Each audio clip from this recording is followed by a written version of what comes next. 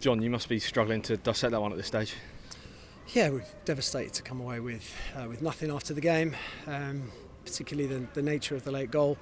We worked so hard to take the lead, worked so hard to maintain the draw for large parts of the second half, pressed really well, created a couple of chances on the counter-attack. So yeah, devastated obviously for the boys, for everyone connected to the football club, the fans as well. So yeah, a real disappointing one.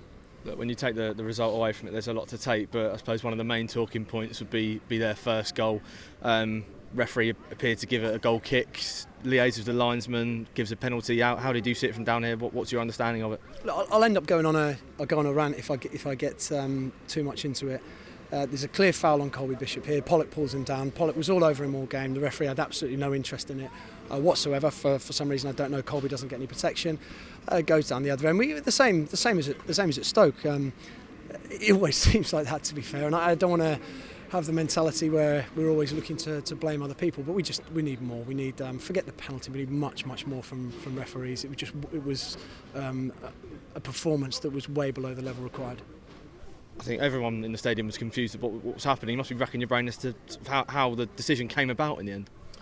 Yeah, and we'll have to. I'm going to go and speak to the referee now and try and get some clarity on that. It's not really going to help. We've got to dust ourselves off and go again for the Bristol City game. But yeah, really disappointing. It is very difficult to take. The lads know it, the fans, the players know it. But yeah, we just have to find a way to make the best of it.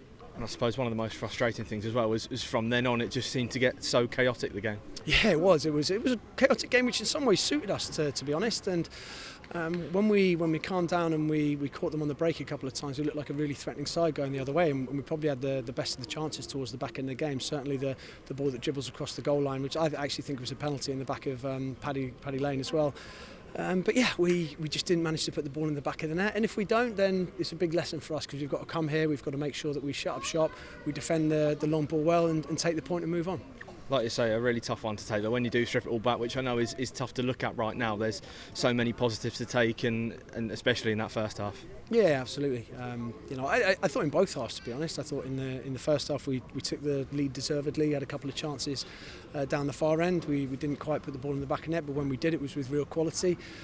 Inevitably after that we were going to concede some possession, and Watford have got fantastic players, the ability to hurt you, and I thought we actually stemmed the flow of chances, to be honest. In the first half I don't think Nico had a huge amount to do, and then second half the game's always going to be different. We actually pressed them quite well in the second half, but yeah, couldn't manage to just finish everything off, unfortunately. So it's difficult in the moment when there is a load of emotion and we're watching the game from the sidelines. We'll have a look from the camera after the game, get back in tomorrow and go from there. Nico, not much to do in that first half, but one of the most crucial moments was that one-on-one save, which then sort of sent Zach Swanson up the other end and to score, which must be pleasing to see again.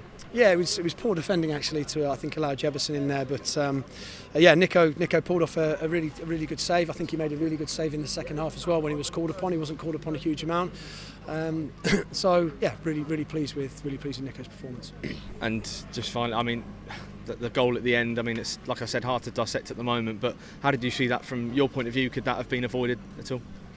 Yeah, I think so. We just got to deal with the long ball a bit better. I think the irony of the goal was that we pressed Watford so well they decided to go longer from one of the goal kicks, and we didn't deal with the first ball, and there's plenty of chances to clear it, and yeah, we don't quite manage to do it.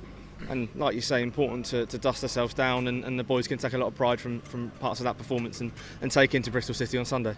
Yeah, and I think you see that in the levels of devastation that we have on the pitch after, and the support that we get from the fans, that they can see what we're trying to do with some of these performances. They can see how much the lads are giving.